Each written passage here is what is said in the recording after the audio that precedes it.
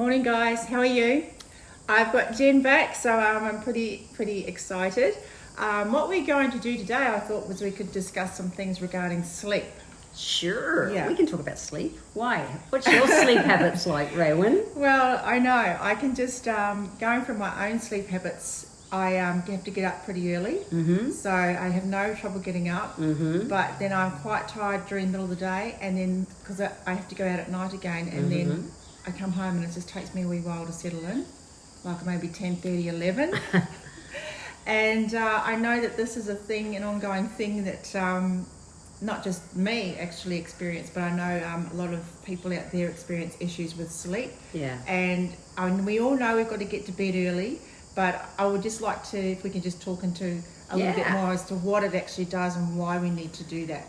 I will, because that's actually the biggest thing that I've made change with for the last 30 years. So prior to the last 30 years ago, well, I was kind of always a morning person, but I'd also be a nighttime person. And all that led to me burning out in my 20s. And the biggest kind of routine, ritual thing I've created in my life the last 30 years is that I'm really disciplined around my sleep. So 5 nights a week, guys, not every night, but 5 nights a week, it's a discipline that I head to bed about 9:30 so that I'm asleep by 10 p.m. That's it. So, and my friends know, if we're out and stuff, it's just like, oh yeah, Jen's going to bed. I don't give a shit if they put shit on me. I really don't. Why? Because I know how it's helping my health. Yeah. And health in general. So in Chinese medicine, we say that your body, all your different body systems kind of recharge at different times of the day. And your adrenal glands, the cortisol in particular, does its thing about between 2 and 4 a.m. The most common time that people actually wake up for a pee is between 2 and 4 a.m. So energetically in that, your kidneys and your heart actually work together. And so what's meant to happen is you're meant to, sleep all the way through and it's all good. But come 2 to 4 a.m., if your body's out of balance, particularly adrenal glands, you wake up. You wake up to have a pee and you think, oh shit, I need a pee.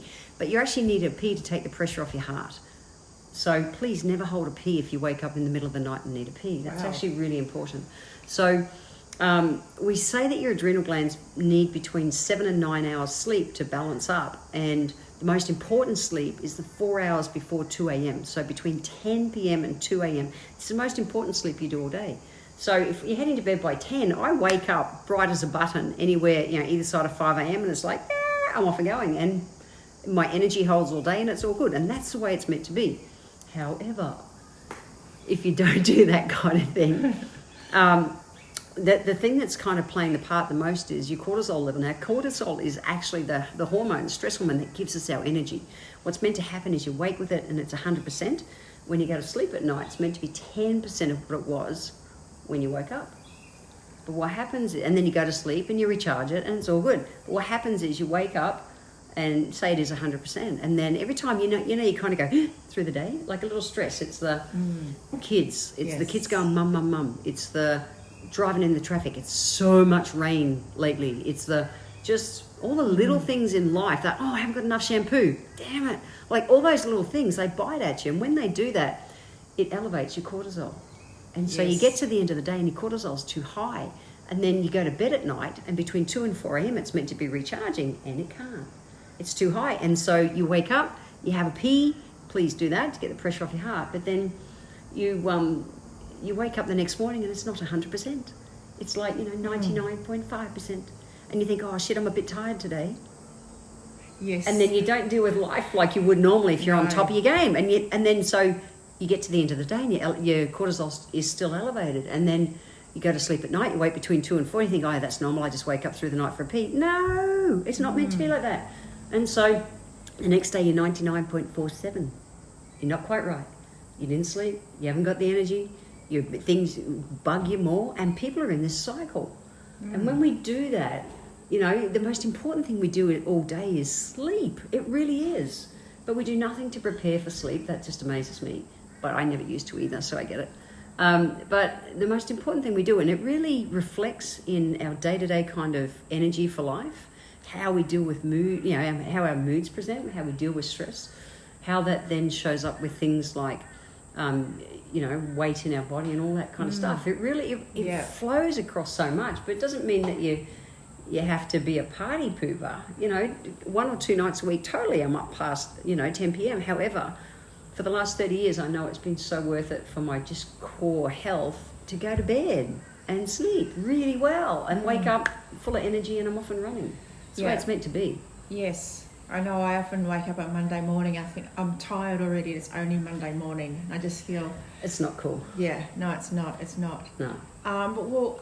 Okay, we can actually get into the habits, we can go to bed early, that's cool. What about people that have got babies? That don't get that. How's it affecting them? And I can't make the baby do its thing. And you can use aromatherapy, even a drop of lavender in, on their little nightshirty thing can be something to help take the edge off, to help them sleep.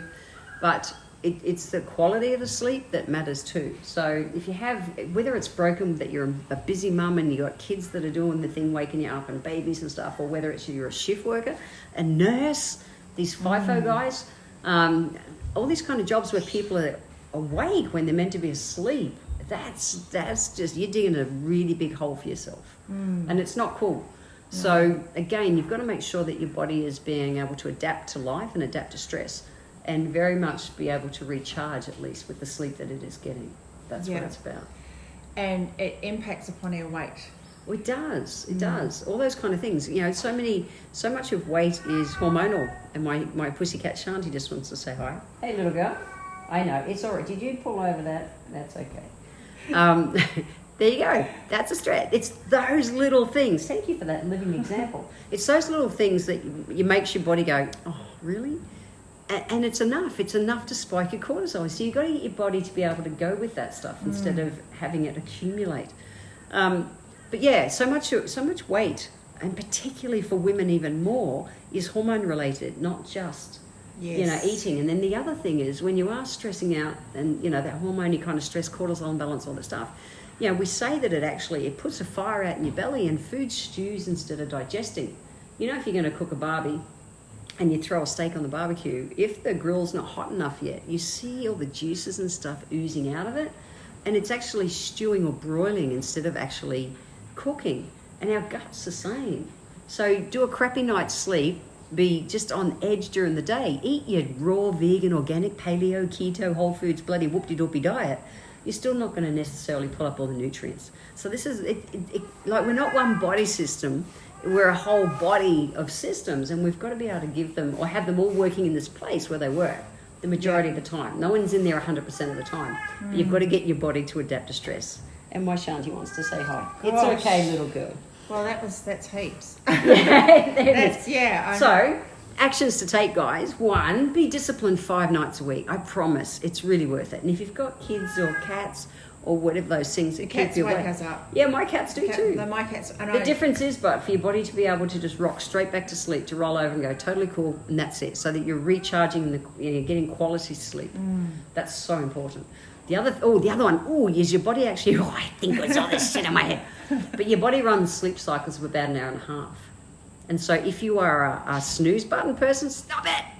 Because that's really important, because say your alarm goes off at, 5, 6 o'clock or whatever. If you hit the snooze button, you think, 10 more minutes.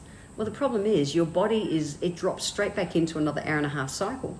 And when you do that, that's when you do get up 10 minutes or 2 buttons later or 3 buttons later, because you just think, I'll just have a couple of sleep buttons before I sleep. One of those things, I don't even do it. So anyway, snooze buttons, that's it. Before I actually get up. Like, I really need to get out of bed at 6:30, but the alarm starts going off at 6. Yeah. Stop it, set the alarm for 6:30 and get your ass out of bed the second it goes off, and get a half an hour extra quality sleep. That's so important, because sense. Otherwise you're going to drag your ass for the first hour and a half of the day, because your body's gone back into sleep cycle. That's really important. So just set the alarm for the time you have to get out of bed, and bloody get out of bed. These are little tiny tweaks that I promise will have a big impact on general energy, moods, weight, all that stuff. It's really important. That's awesome. Yeah. That's excellent. Thank you. That's all right. Yeah, no, I really appreciate that. Well, that's all for today then. What we do something again next week? Well, I don't know. What do you reckon? Should we do something again next week? We'll work it out. Great. We'll Yeah. put some suggestions down the bottom what you think you want us to talk about, and we can dig into that next week. Yeah. How's that sound? Wonderful. Thank Cool. you so much. I That's appreciate right. your time. Thanks for having me. No worries. Thank Okay. you.